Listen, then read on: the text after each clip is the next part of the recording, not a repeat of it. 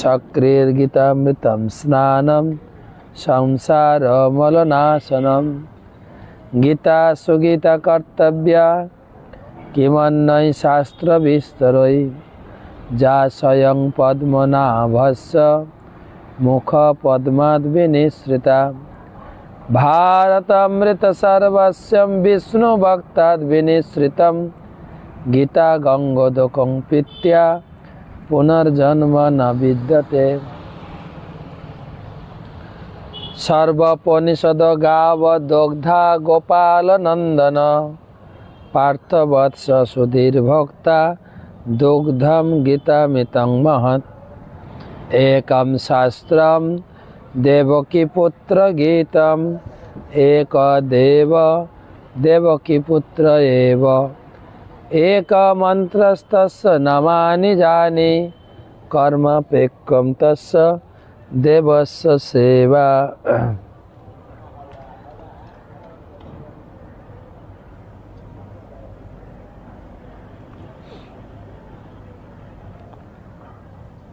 তো আজকের আলোচনা ত্রয়োদশ অধ্যায় গীতা মাহাত্ম্য ত্রয়োদশ অধ্যায়ের আলোচনা প্রসঙ্গ লক্ষ্মীকে ভগবান নারায়ণ বৈকুণ্ঠে তিনি গীতা মাহাত্ম্য শোনাচ্ছেন। আর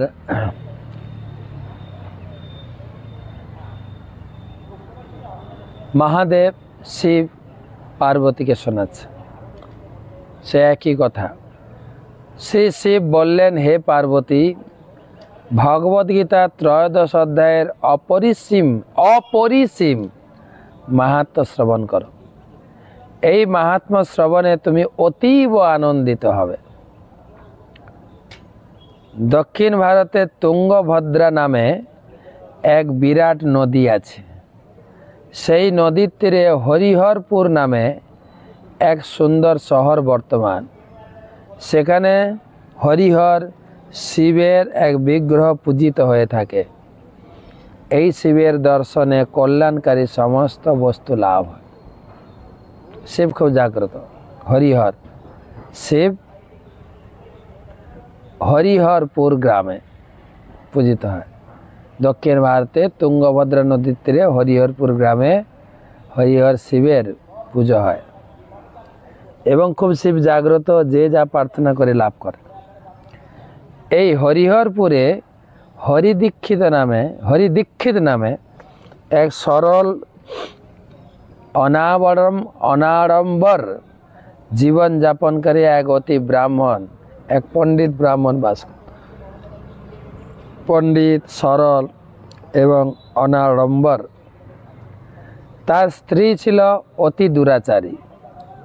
হীন শ্রেণীর কাজের জন্য লোকেরা তাকে স্ত্রীকে দুরাচারী বলে ডাকত। সবসময় তার স্বামীর সঙ্গে গালিগালাজপূর্ণ ভাষায় কথা বলতো। স্বামীর সঙ্গে সে কখনো বিশ্রাম নিত না।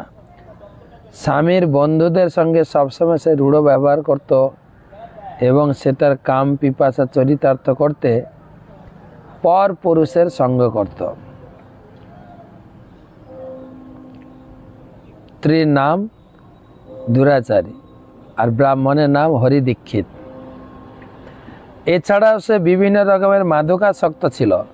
শহরাঞ্চলে দিন দিন জনাধিক্য ঘটায় সে তার প্রেমিকদের সঙ্গে অবাধ মেলামেশার জন্য বনে এক কুটির নির্মাণ করল।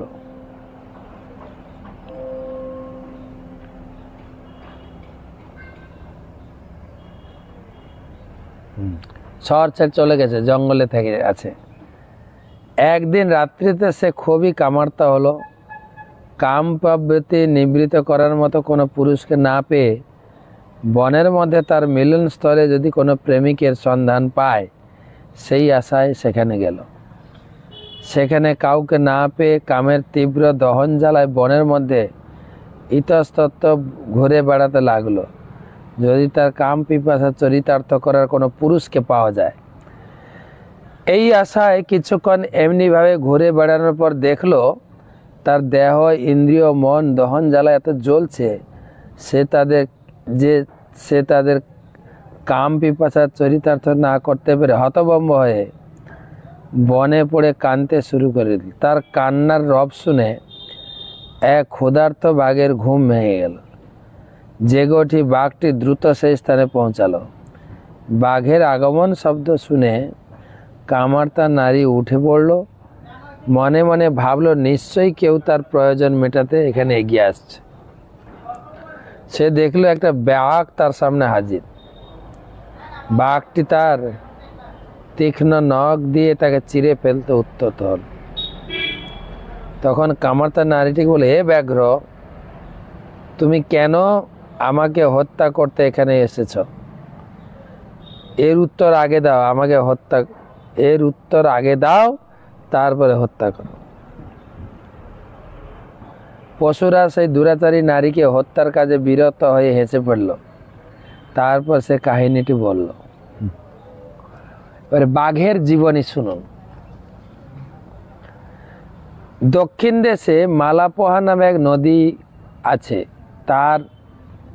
এর তীরে মণিপর্ণ নামে এক শহর আছে। সেখানে পঞ্চলিঙ্গ নামে ভগবান শিবের এক বিখ্যাত বিগ্রহ আছে।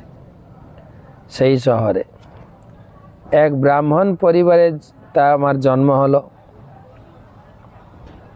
এটা দক্ষিণ ভারতের ঘটনা। মালাপোহা জানি না এটা কোথায়। আর মণিপর্ণ জানি না শহর। সেখানে ব্রাহ্মণ পরিবারে আমার জন্ম হয়েছিল। এমন উচ্চ বংশ জন্ম হলেও আমি কিন্তু খুবই লোভী ছিলাম।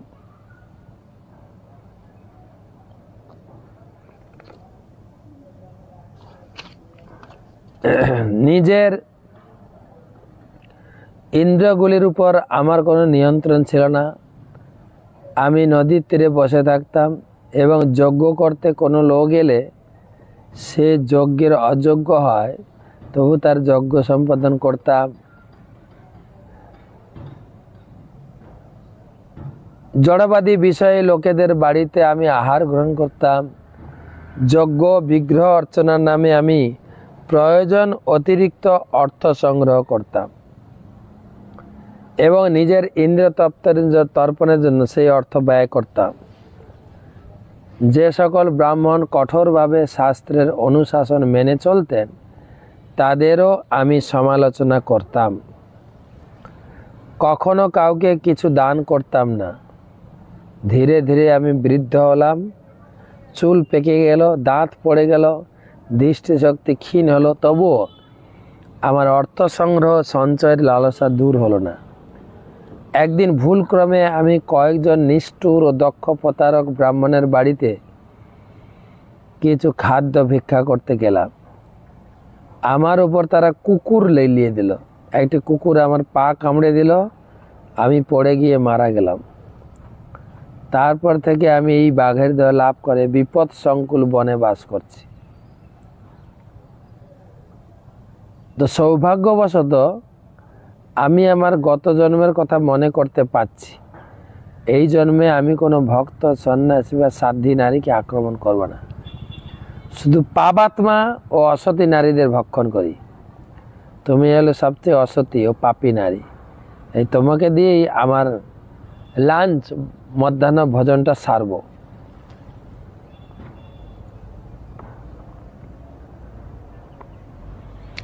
কাহিনী শেষ করে বাঘ সেই পাপী নারীকে খেয়ে ফেলল। এরপর যমদূতরা তাকে দুয়ার নামক নরকে নিক্ষেপ করলো। মল মূত্র রক্তের সরোবর এই দুয়ার নরক। এই নোংরা স্থানে তাকে 10 কোটি কল্প থাকতে হয়েছিল। তারপর তাকে সেখান থেকে রৌরব নরকে নিক্ষেপ করা হলো। সেখানে তাকে 100 মন্বন্তর কাল থাকতে হলো। এরপর সে চণ্ডালিনী হয়ে মর্তে জন্মগ্রহণ করে আবার সেই পাপ পথে জীবনযাপন করে। আর এই পাপ কাজের জন্য তার কুষ্ঠ যক্ষা রোগ হয়। সৌভাগ্যবশত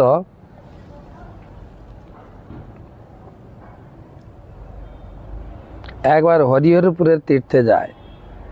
অম্বিকা দেবীর মন্দির সন্নিকটে মহামণি বসুদেবকে নিরত ভগবদ গীতার ত্রয়োদশ পাঠ করতে দেখলো। তার মুখে সেই পাঠ শুনে আকৃষ্ট হলো, বারবার সেই পাঠ শুনতে লাগলো। এই পাঠ শ্রবণের ফলে চণ্ডালিনী দেহত্যাগ করে তার অতীব পাপপূর্ণ কার্যাবলীর প্রতিক্রিয়া থেকে সে সম্পূর্ণরূপে মুক্ত হলো।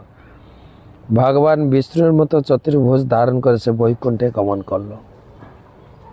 এখানে ত্রয়োদশ অধ্যায় মানে মাহাত্ম সমাপ্ত। সেই দুরাচারী ব্রাহ্মণী থেকে বাঘ হয়ে জন্মেছে, বাঘ থেকে চণ্ডালিনী, চণ্ডালিনীর অবস্থায় 13 অধ্যায় শুনে তার উদ্ধার হয়ে গেল। তো আমাদেরও উদ্ধার হোক। 13 অধ্যায়,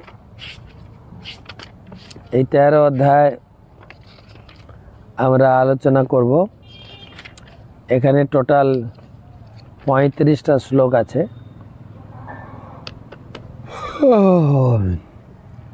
আমরা জানি যে লাস্ট 6টা অধ্যায় জ্ঞান, ভক্তিমূলক জ্ঞানের কথা বলা হয়েছে। সে জ্ঞান নিয়ে আলোচনা হবে।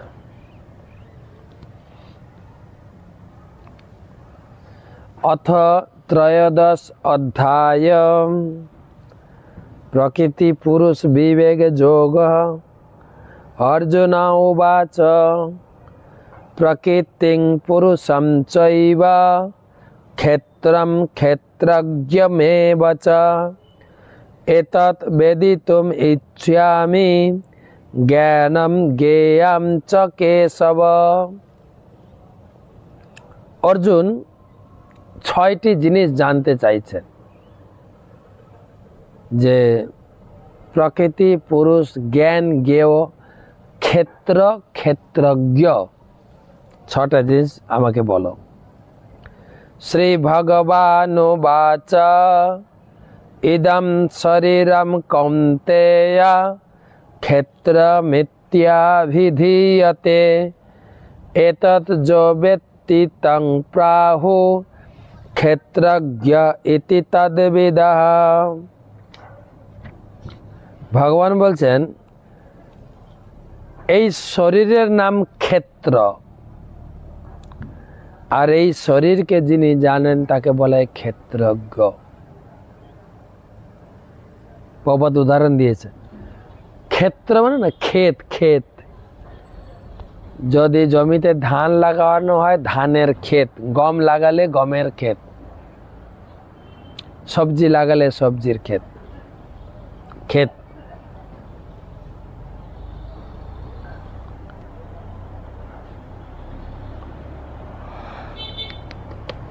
আর এই ক্ষেতের মালিককে বলে ক্ষেত্রজ্ঞ, জমির মালিক।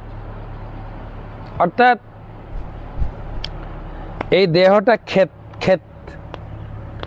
দেহের ভিতরে যে আত্মা আছে সে হচ্ছে ক্ষেত্রজ্ঞ, ক্ষেত্র ক্ষেত্রজ্ঞ।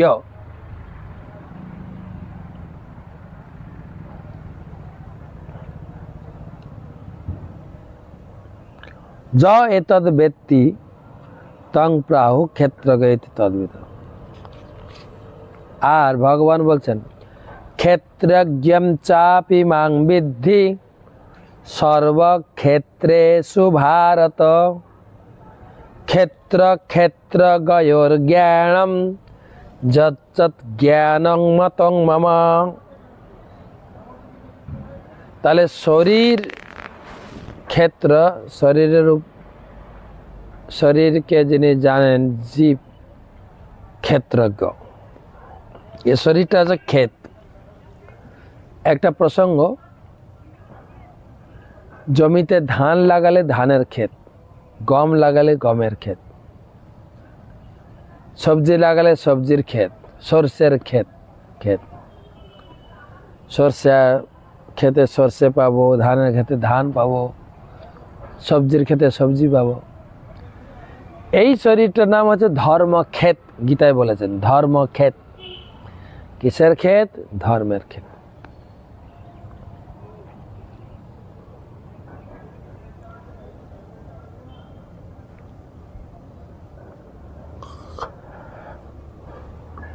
ধর্মের ক্ষেত।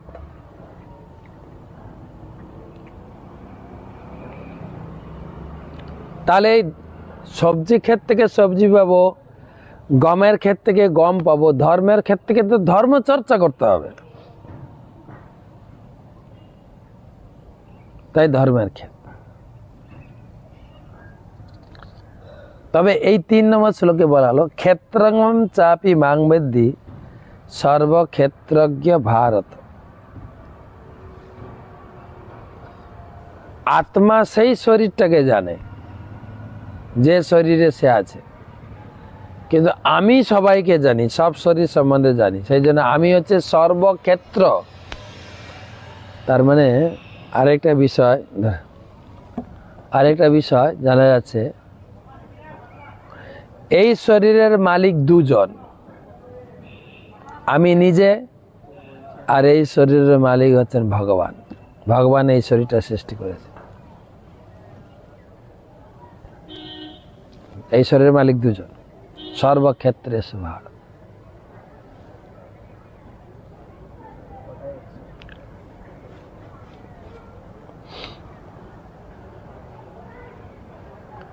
যেরকম আমার জমির মালিক, আমার বাড়ির মালিক কিন্তু দুজন।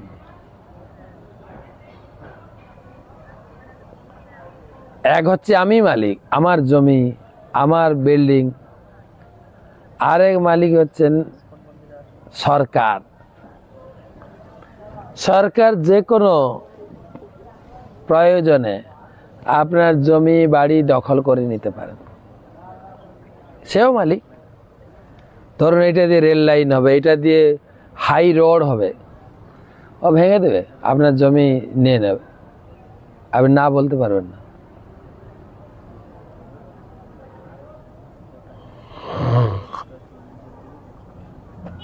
তাই আমি হচ্ছি সর্বক্ষেত্রের মালিক, তুমি হচ্ছ ক্ষুদ্র মালিক।